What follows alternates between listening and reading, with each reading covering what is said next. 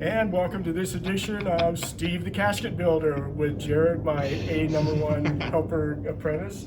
And this is Casket, what, 7.0? 7, yep. Yeah, Casket 7. And so if you watch the first 3 videos, this is kind of the follow-up to all the mistakes that we made on the first 6, and kind of some of the things that we've learned and figured out and have tweaked a little bit. So real quickly, and then the other thing we're going to do is I'm going to show you how to make that 3-bar cross that I talked about in the first video, and the proportions on all of that. So basically, here's what we've kind of done and figured out. So these are the block end pieces that we talked about. If you remember the first video, we just had that one little 1x2 strip there, and we had these pieces that ran all the way to the corner, and you had to do the miters there and all of that. So this is the simplified version. I think it looks a lot better than just that little tiny strip of wood there to cover the screws. And these pieces cover all of your blocking screws on the inside of the box. So this is kind of a nice detail, and now we've got square cuts on all of our little decorative molding pieces here. So basically that's the main like box modification that we did.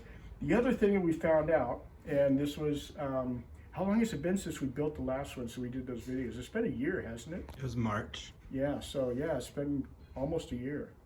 Yeah. Yeah, so my March dad of passed. last year. Yeah, so my dad passed away, and in July, and then he was taken to St. John's or St. Michael's Monastery up in New Mexico, and the monks were, carrying the casket with the setup that we had before, and they said the pole was sliding inside these rings, and so this is pole 2.0 or 3.0. So we still have basically the same setup. These are not the round closet poles that we showed in the last one. This is actually staircase railing. Okay. So you see that flat spot there? When you use this for stair railing, it kind of turns this way, and this flat spot is for screwing your staircase bracket on the bottom. Okay. So what I did was I bought this, and now you have a round surface. You have a round surface on the inside here to grip, and this gives me a little flat spot to screw this in. It looks good. It's a little bit heavier than a closet pole. These are 1.75 inches. I think a closet pole is like 1.25 inches. So these are really super sturdy. Yeah, and I like that. And they're nice, they're a little bit beefier. But here's the other thing that we found out yesterday, is when we put these rings on,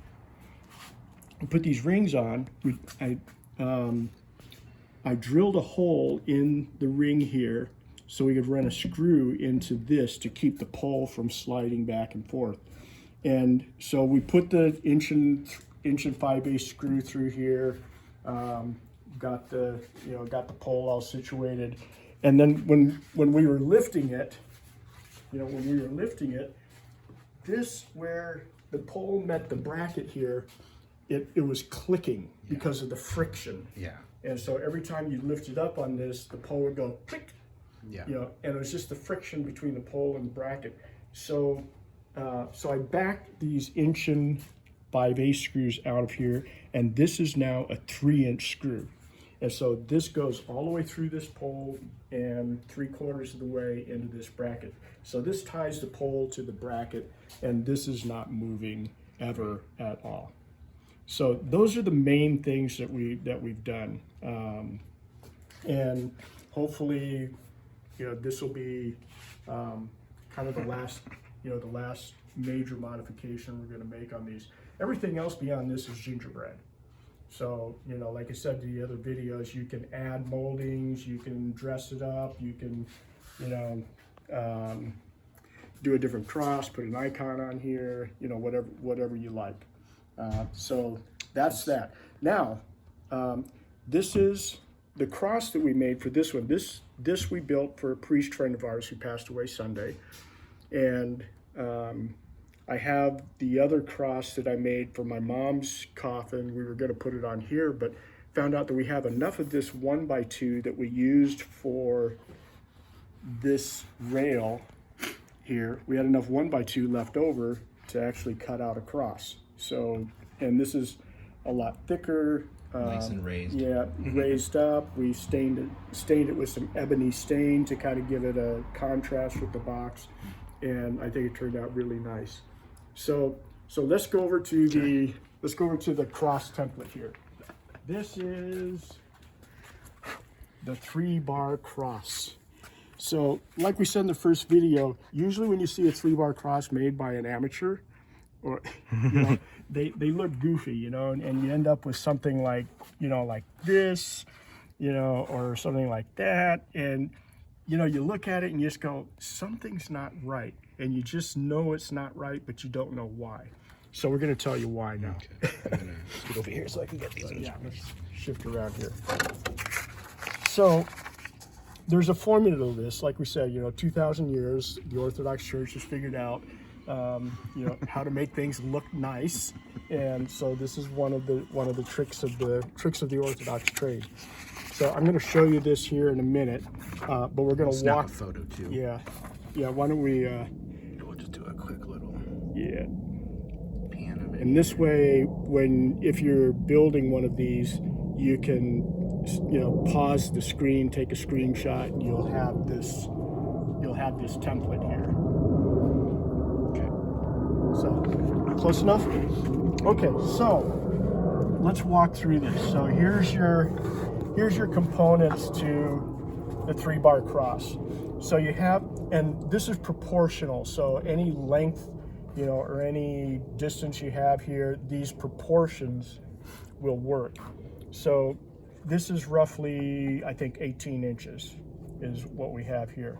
So you have the length of the main cross here, okay? And you need to kind of account for the width of this piece.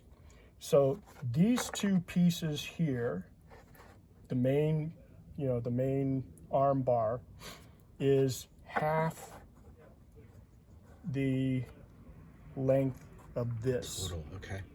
So now that's also accounting for the width of this. So actually you've got 1.5 inches here. So now I've got half of this.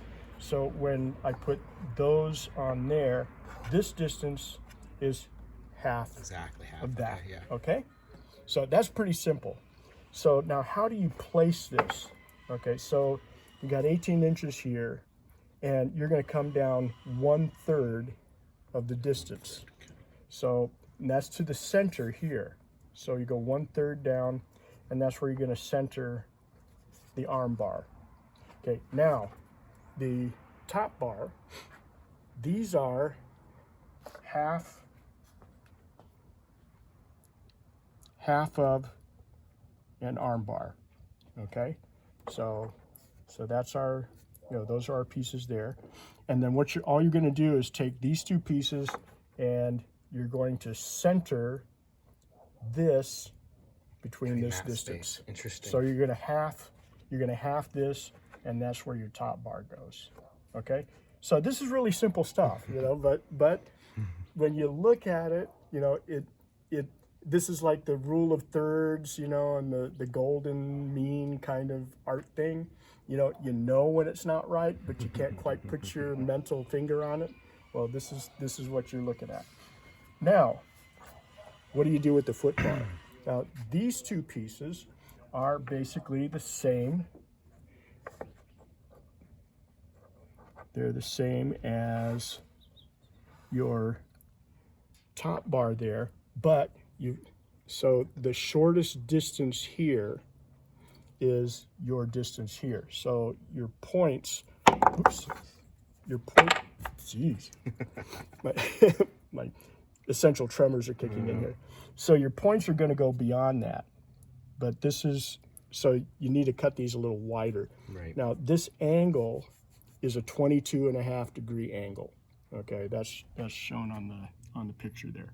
So we got a 22.5 degree angle there. So, and this is also very important.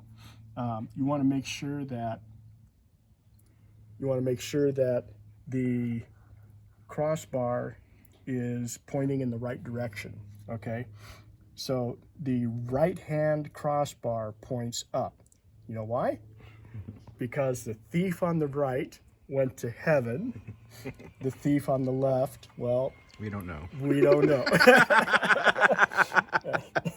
I'll leave that to God, but the Orthodox Church has said he's at least pointed in that direction. We don't know what happened after that. Oh, dear. So yeah, so we'll just leave it there.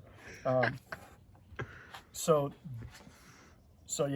make sure you get these pointed in right. I have seen crosses where they were backwards. Yeah. And again, you know that's wrong, but you can't quite figure out why. Well, that's why. So where do you place this? Well, basically, this distance, you can do it a couple of ways. Again, 1/3 of the distance of the cross there, or you can take one of these arm bars, and you can just basically set it there.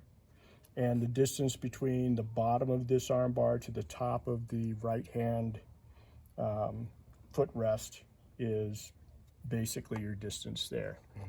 So, and that'll give you, and then, if this doesn't quite look right for you, you can shift this up and down 1/4 of an inch or so, but that gives you what looks like a real proportional, actual, factual, authentic Orthodox 3-bar cross. So pretty simple. It's pretty cool. And once you know it, you go, oh, cool. It's awesome. And so that's how you do that.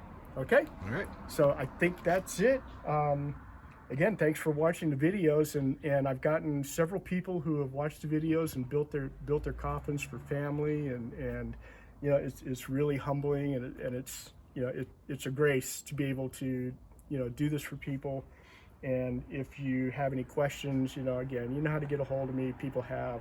And if you're interested in buying one of these from us, shoot me an email. We work on a sliding scale. So thanks for watching. See you next time. Bye.